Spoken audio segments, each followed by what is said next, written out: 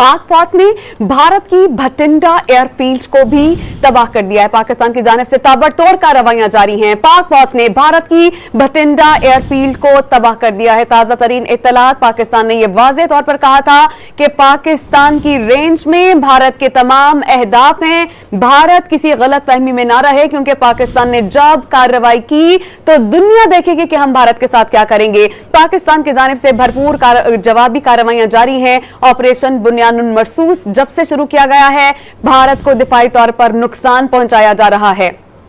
पाक फौज ने भारत की भटिंडा एयरफील्ड को भी तबाह कर दिया है। पाकिस्तान की जानिब से ताबड़तोड़ कार्रवाइयां जारी हैं। पाक फौज ने भारत की भटिंडा एयरफील्ड को तबाह कर दिया है। ताजा तरीन इत्तलात, पाकिस्तान ने यह वाज़ेह तौर पर कहा था कि पाकिस्तान की रेंज में भारत के तमाम अहदाफ हैं। भारत किसी गलत फहमी में ना रहे, क्योंकि पाकिस्तान ने जब कार्रवाई की तो दुनिया देखेगी कि हम भारत के साथ क्या करेंगे। पाकिस्तान की जानिब से भरपूर जवाबी कार्रवाइयां जारी हैं। ऑपरेशन बुनियानुल मरसूस जब से शुरू किया गया है, भारत को दिफाई तौर पर नुकसान पहुंचाया जा रहा है।